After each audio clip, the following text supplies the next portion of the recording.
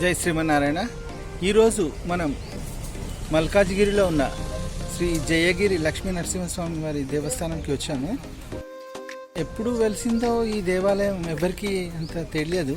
కాకపోతే మాత్రం 250 సంవత్సరాల క్రితం ఒక పెద్దావిడ కలలో కనిపించి, యాదగిరి నరసింహస్వామికి వెళ్తున్న పెద్దావిడ కలలో కనిపించి, నువ్వు ఎందుకు ఇంత ఆపసోపాలు పడతావు, మీ ఇంటి దగ్గరే ఉన్న కొండ గుహల్లో వెలిసిన చూడమ్మా ఇది అని చెప్తే, అప్పటి నుంచి 250 సంవత్సరాల నుంచి ఈ నరసింహస్వామి వారి ఆలయము వెలుగులోకి వచ్చింది. అప్పట్లో ఇదంతా జంగల్లాగా ఉండేది, మొత్తం ఇప్పుడు ఏం లేకుండా ఇప్పుడు కాంపౌండ్ వాల్ కట్టి పైకి మెట్ల మార్గం కానీ అంత దాదాపు పై వరకు వచ్చేలాగా రోడ్డు మార్గం కానీ అదంతా వేసిండ్రు. ఇక్కడే మనకు నరసింహస్వామి వారి ఆలయం, తర్వాత శివాలయం రెండు ఉంటాయి. అవన్నీ చూద్దాం, ఈ ఆలయ విశేషాలు తెలుసుకుందాం రండి. ఈ ఆలయానికి వెళ్ళాలంటే మెట్టుగూడ ఎక్స్ రోడ్లో ఉన్న రైల్వే కళామందిరం పక్క నుండి మెట్టుగూడ ఎక్స్ రోడ్ నుండి మల్కాజ్గిరికి వెళ్ళే మార్గంలో 1 కిలోమీటర్ దూరంలో ఎడమవైపు లాలాగూడ అండర్ పాస్ వస్తుంది. ఈ అండర్ పాస్ దాటగానే వచ్చే సెకండ్ రైట్లో టర్న్ అవ్వాలి. ఆ సెకండ్ రైట్లో 200 మీటర్స్ దూరం వెళ్ళగానే వచ్చే నల్లపోచమ్మ ఆలయం వద్ద ఇలా లెఫ్ట్ తీసుకోవాలి.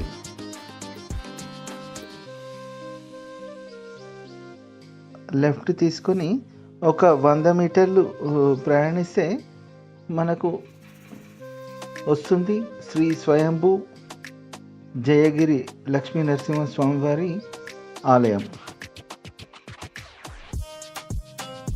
వచ్చేసామండి. ఇక్కడ మనకు కుడివైపు కనిపించేదే స్వయంభూ శ్రీ జయగిరి శ్రీ లక్ష్మీ నరసింహస్వామి వారి ఆలయం. ఈ ప్రాంతమంతా మహేంద్ర హిల్స్గా పిలువబడుతుంది.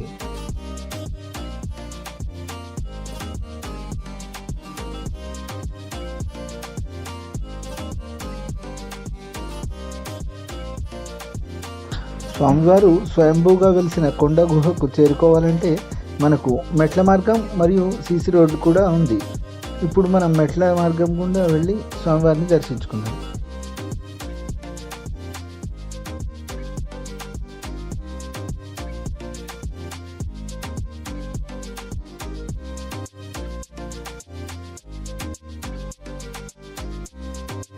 మనకు ఎక్కడ చూసినా కూడా లక్ష్మీ నరసింహస్వామి వారు కొండల పైన కొండ గుహలలో వెలిసి ఉంటాడు. అలాగే ఇక్కడ కూడా కొండ పైన గుహలు స్వయంభూగా వెలిసారు ఈ స్వామివారు. ఈ కొండ పైకి స్వామివారిని చేరుకోవాలంటే మాత్రం మనం దాదాపు ఒక 100 వరకు మెట్లు, మనం ఇప్పుడు ఇక్కడి నుంచి వచ్చాం కదా, 100 వరకు మెట్లు ఎక్కి స్వామివారిని చేరుకోవాల్సి ఉంటుంది. సికింద్రాబాద్ రైల్వే స్టేషన్ నుండి కేవలం 5 కిలోమీటర్ల దూరంలోనే ఈ ఆలయం ఉన్నా కూడా ఈ ఆలయానికి తగిన ప్రచారం లభించలేదనే చెప్పుకోవాలి. ఎందుకంటే కేవలం ఇక్కడ స్థానిక భక్తులే ఇక్కడికి రావడం జరుగుతుంది. ఉరుకులు పరుగుల హైదరాబాద్ సిటీ లైఫ్ లోపల కొంచెం ప్రశాంతమైన వాతావరణం కోరుకునే వారికి సిటీ మధ్యలో ఉన్న ఈ ఆలయం చాలా బాగా నచ్చుతుంది. మనం ఇందాక ఈ మెట్ల మార్గం గుండా పైకి వచ్చాం కదా, ఇక్కడ నుండి ఇంకొక 10-15 మెట్లు ఎక్కాల్సి ఉంటుంది.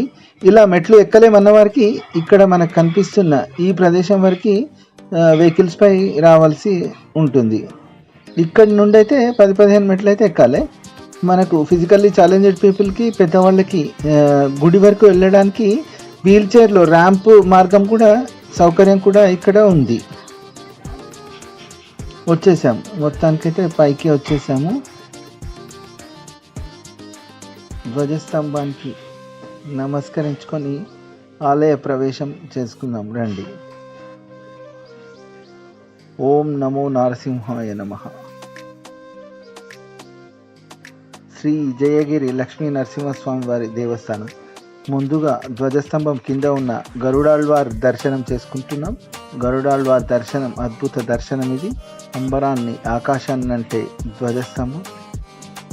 చాలా విశాలమైన గుహ, చాలా విరాట్ స్వరూపంతో ఉన్న ఈ శిల కింద సహజంగా ఒక బండరాతిపై సహజ శిలలపై వెలిసిన శ్రీ జయగిరి లక్ష్మీ నరసింహస్వామి వారి ఆలయం ఇది. నిజానికి ఇంత పెద్దగా గుహ మార్గం కానీ ఇక్కడ మార్గం కానీ లేదు. కాకపోతే భక్తుల సౌకర్యార్థం రాళ్ళని తొలగించి గర్భాలయాన్ని, గుడి ఆవరణను చాలా విశాలంగా మలిచారు. ఉగ్రం వీరం మహావిష్ణుం జ్వలంతం సర్వతోముఖం నృసింహం భీషణం భద్రం మృత్యోర్మృత్యుం నమామ్యహం.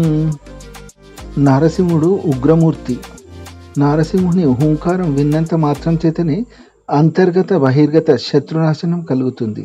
సకల కార్యకారణములకు మూలశక్తి తానే. సకల జీవరాశులన్నింటిలోనూ వ్యక్తావ్యక్తంగా ఈ పరమాత్మ భాషిస్తాడు. అలాంటి పరమాత్మ యొక్క అద్భుత దర్శనం మనకు ఈరోజు లభిస్తుంది. శ్రీ జయగిరి లక్ష్మీ నరసింహ నమో నమః. ఓం నమో నారసింహాయ నమః.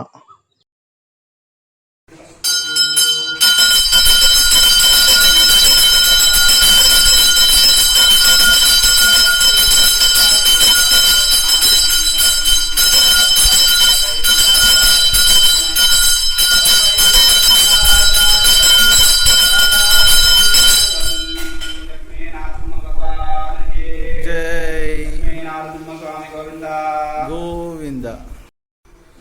ఈ దివ్య క్షేత్రంలో ఇంతటి సువిశాలమైన కొండ గుహలో భక్తులను తరింపజేయ శ్రీ జయగిరి నారసింహుడు దక్షిణాభిముఖంగా స్వయంభూగా వెలిశాడు. ఈ దక్షిణాభిముఖ నారసింహుడి దర్శనం వలన శత్రునాశనం కలిగి సకల గ్రహబాధలు తొలగిపోవడం, రుణబాధల నుండి విముక్తి కలిగి అకాల మృత్యుభయం కూడా తొలగిపోతుందని ఇక్కడ భక్తుల నమ్మకం.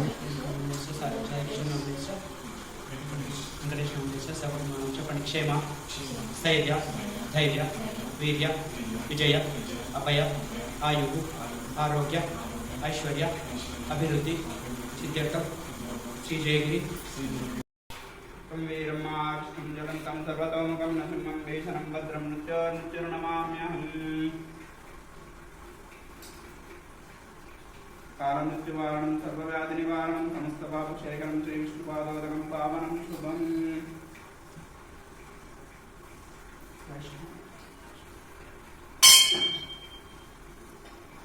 శతమానం భవతి శతాయు పురుషేంద్రియేంద్రియ ప్రతిష్టతి. బ్రహ్మేణం మహావిష్ణుం జలంతం సర్వతోముఖం వేషనం భద్రం నృత్యోర్నమామ్యహం. జై శ్రీమన్నారాయణ. అందరికీ నమస్కారం అండి. ఇది జయగిరి లక్ష్మీ నరసింహస్వామి దేవాలయం మహేంద్ర హిల్స్ సికింద్రాబాద్ ఎందు ఉంది. ఈ దేవాలయం గత పూర్వకాలం 250 సంవత్సరాల క్రితం ఇది వెలిసిందండి. ఇది మనకు వెలుగులోకి వచ్చింది 250 సంవత్సరాల క్రితం. అది ఎప్పటి నుంచో ఇక్కడ స్వామివారు వెలిసి ఉన్నారు. స్వామివారికి ఒక పెద్దావిడికి, ముసలావిడికి యాదగిరి గుట్టకు వెళ్ళే సమయంలో ఆవిడ కల్లోకి వచ్చి నరసింహస్వామి గురించి అడిగితే నరసింహస్వామి దేవాలయం దర్శనం చేసుకున్నామని చెప్పి ఆమె యాదాద్రికి పయనమైంది పాదాల మీద.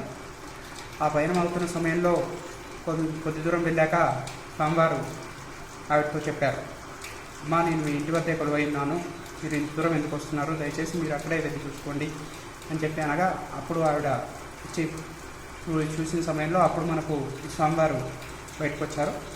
స్వామివారు వెలుగులోకి రావడం జరిగింది. ఇది అప్పుడు ఈ విధంగా లేదండి. పూర్తిగా కొండలు, గుట్టలు, గుహల లోపల నుంచి చాలా వెళ్ళడానికి కూడా స్వామివారి చూసుకోవడానికి కూడా చాలా ఇబ్బందిగా ఉండే. తర్వాత మెల్లమెల్లగా దీన్ని డెవలప్ చేసి 250 సంవత్సరాల క్రితం స్వామివారు, తర్వాత అమ్మవారు అందరూ ఒకరి తర్వాత ఒకరు స్వయంభూగా కలిసి ఈ దేవస్థానం ఎంతో ప్రసిద్ధిగాంచింది. ఇది చాలా పురాతనమైందండి. కాబట్టి భక్తులందరూ కూడా 50 మంది భక్తులకు తెలియజేయండి ఏమనగా ఇది స్వయంభూ స్వామి కాబట్టి దీని యొక్క ప్రభావం చాలా ఇదిగా ఉంటుంది. అందుకని దయచేసి అందరూ భక్తులు కూడా ఈ దేవాలయాన్ని దర్శనం చేసుకొని స్వామివారి కృపకు పాత్రలు కాగలరని మనస్ఫూర్తిగా వేడుకుంటున్నాను. జై శ్రీమన్నారాయణ.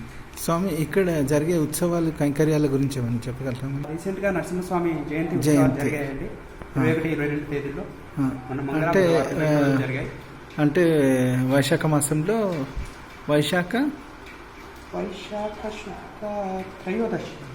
శుద్ధ త్రయోదశికి ప్రతి సంవత్సరం నరసింహస్వామి జయంతి జరుగుతుంది.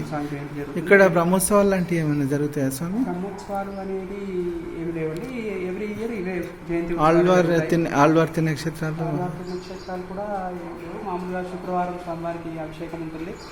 శనివారం మంగళవారం ముక్కోటి ఏకాదశి కార్యక్రమం. ముక్కోటి ఏకాదశికి మామూలుగా మన ప్రత్యేక సందర్భాల్లో ప్రత్యేక పండుగలు ఇలాంటి వాటికి ఏకాదశి, ముక్కోటి ఏకాదశి మీరు అన్నట్టుగా ఇప్పుడు దసరా అనుకోండి, దీపావళి అనుకోండి, అవన్నీ విశేష దినాలలో ఇక్కడ కార్యక్రమాలు జరుగుతుంది. ఓకే, ఇది అన్నదానం కూడా ఎప్పుడు చేస్తారు? అదే రోజు అండి, జయంతి రోజే చేశాము.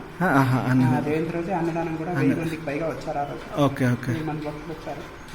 చాలా బాగా జరిగింది. అప్పుడు హోమము, కళ్యాణము, జయంతి ఉత్సవాలు, తర్వాత స్వామివారి ఊరేగింపు.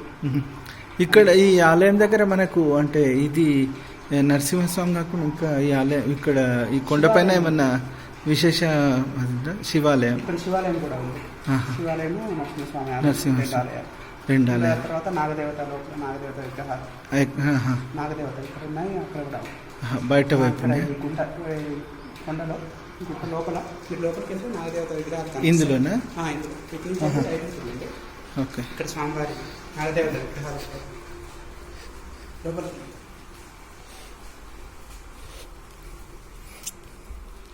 ఓకే,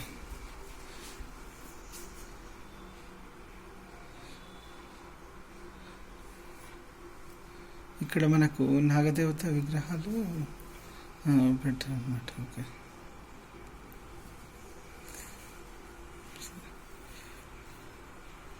జయ జయ నృసింహ సర్వేశ భయహర వీర ప్రహ్లాద వరద. జయ జయ నృసింహ సర్వేశ భయహర వీర ప్రహ్లాద వరద. జయ జయ నృసింహ సర్వేశ. అఖండ దీప దర్శనం. మిహిరససి నయన మృగనరవేష బహిరంతస్థల పరిపూర్ణ.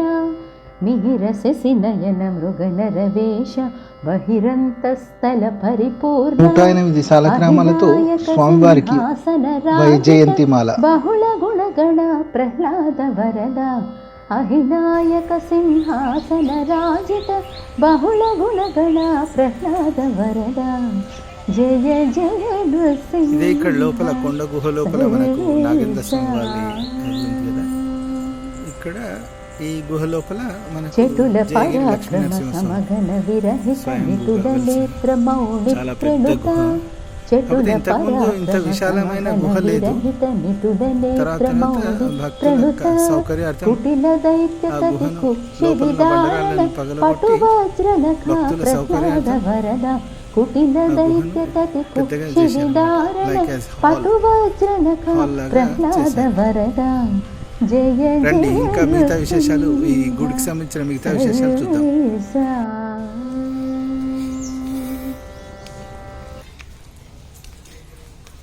ఇక్కడ ఆలయానికి పక్కనే ఉన్న రావి మరియు వేప చెట్టు కింద నాగేంద్ర స్వామి మొక్కుల కోసం నాగేంద్ర స్వామి వారి విగ్రహాలు ఇక్కడ ఉన్నాయి.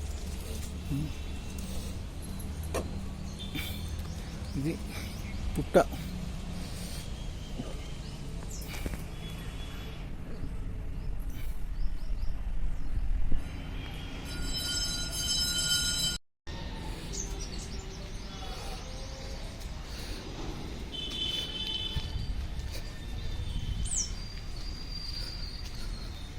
చాలా పచ్చటి ప్రశాంతమైన వాతావరణంలో ఆధ్యాత్మిక చింతనతో ఈ దివ్యక్షేత్రం అయితే ఉంది.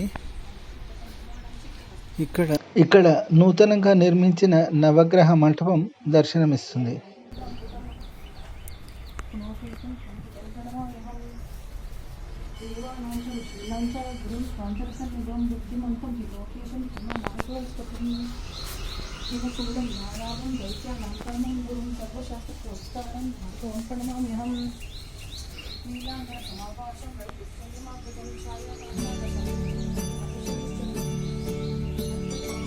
ఇప్పుడు మనం ఇదే ఆలయ ఆవరణలో ఉన్న శివాలయానికి, శివుడి గుహకి వెళ్దాం రండి. అక్కడ మనం భక్తులే స్వయంగా స్వామివారికి అభిషేకము, పూజలు చేసుకునే వీలు ఉంది. అదేంటో ఆ విశేషాలు చూద్దాం రండి. చాలా అద్భుతమైన శిఖరం ఇది, జయగిరి లక్ష్మీ నరసింహస్వామి, యోగ లక్ష్మీ నరసింహస్వామి ఆలయం. ఇక్కడ ఉన్న ఈ గుహలో, ఈ కొండ గుహలో మనకు శివాలయం ఉంది. సదాశివుడి దర్శనం కూడా చేసుకున్నాము. దానికోసం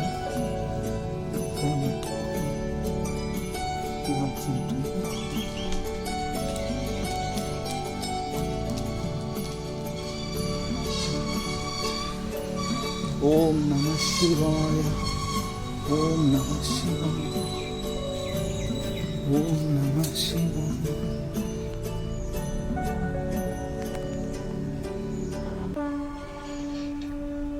ఓం నమస్తే అస్తు భగవాన్ విశ్వేశ్వరాయ మహాదేవాయ త్రయంబకాయ త్రిపురాంధకాయ త్రికాలగ్నికాలాయ కాలాగ్నిరుద్రాయ నీలకంఠాయ మృత్యుంజయాయ సర్వేశ్వరాయ సదాశివాయ.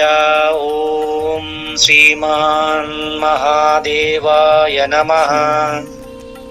ఆ సదాశివుడు కొలువై ఉన్న ఇదే కొండ గుహలో మనకు ఆ మహాగణపతి దర్శన భాగ్యం కూడా లభిస్తుంది.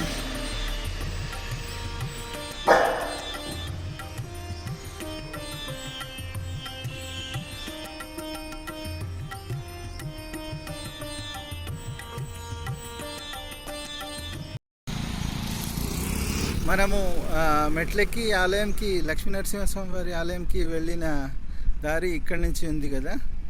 తర్వాత ఇక్కడ ఈ కార్నర్లో మన వెహికల్ ఆపుకున్నాము. ఇట్లా అని అక్కడ పైకి వెళ్తుంది కదా, అది అటు నుంచి శివాలయంకి దారి. అక్కడి నుంచే లోపల నుంచి పైకి వెళ్ళడానికి, ఆలయం వరకు వెళ్ళడానికి సీసీ రోడ్డు మార్గం కూడా ఉందన్నమాట. అట్లా చిన్నప్పుడు ఆ వెహికల్ అక్కడ మూల మీద ఆపినాం కదా, అట్లా అని ఇటువైపు వస్తే ఇక్కడ శివాలయం మెయిన్ ఎంట్రన్స్ ఉంటుంది కదా. ఇది ఇక్కడ ఈ శివాలయం ఈ ఎంట్రన్స్ లోపల నుంచి మనకు పై వరకు, దాదాపు పై వరకు వెళ్ళడానికి ఇట్లా రోడ్ మార్గం ఉందన్నమాట. అయితే ఇదే మార్గం నుంచి లెఫ్ట్ సైడ్ వెళ్తే మనం ఇందాక చూసినాం కదా శివాలయము, ఆ శివాలయానికి దారి వస్తుంది. ఇక్కడి నుంచి కూడా జయగిరి నరసింహస్వామి గుహకి, మనం యోగ నరసింహస్వామి గుహకి దారి ఉంది.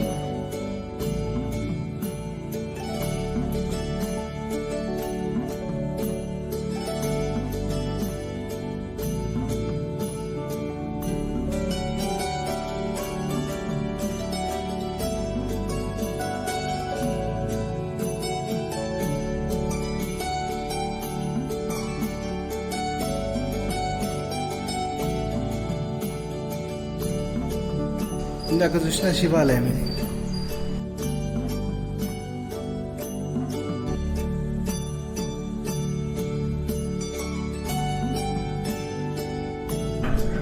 ఇక్కడ కనిపిస్తుంది కదా, ఇట్లా అన్ని బండరాళ్ళు, అంటే వీళ్ళు మనకు భక్తుల మూమెంట్ కోసం అనువుగా ఉండేలాగా మొత్తము క్లియర్ చేసింది అనమాట. అంతా క్లియర్ చేసి ఇలా గుహను కొంచెం పెద్దగా వేసాను మనకు.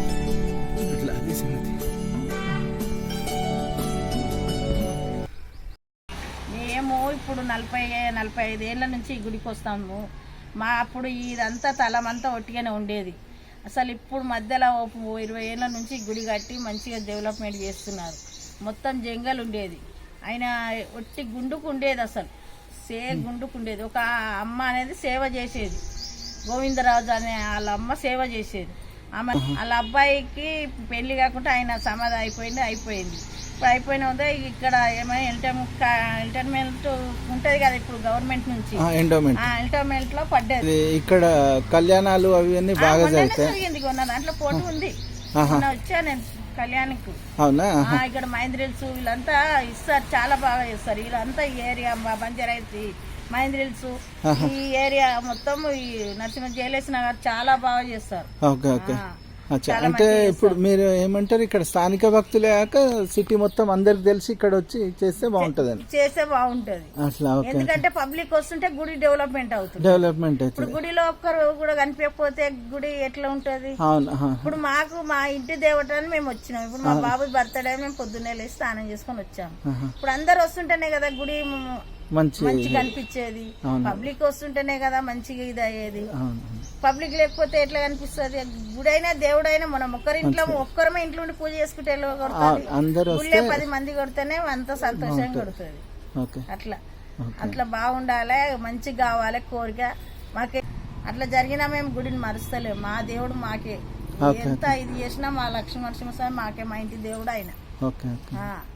అట్లా జరిగితే అంత మంచి జరిగితే మంచిగా ఉంటుంది. ఇక్కడ మనమే స్వయంగా అభిషేకం చేసుకోవచ్చా?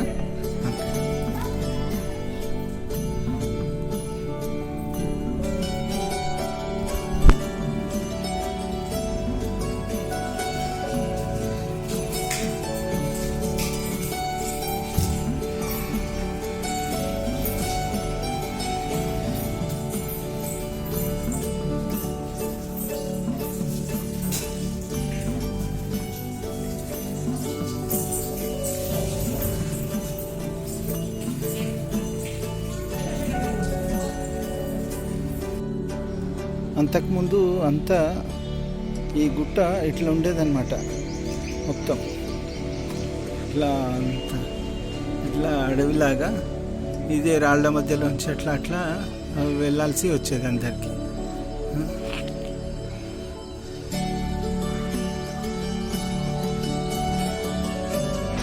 భగవంతుడికి ఆలయం కడితే అది దేవాలయం, అదే స్వామివారు స్వయంభూగా వెలిస్తే అది పుణ్యక్షేత్రం. అలాంటిది సికింద్రాబాద్ రైల్వే స్టేషన్కి కూతవేటు దూరంలో ఉన్న ఈ దివ్య క్షేత్రంలోని స్వామివారిని దర్శనం చేసుకున్నాం కదా. ఈ వీడియోని తప్పకుండా లైక్ చేయండి. ఈ ఆలయం గురించి 10 మందికి తెలిసేలా షేర్ చేయండి. మీ విలువైన అభిప్రాయాన్ని కామెంట్స్ రూపంలో మాకు తెలియచేయండి.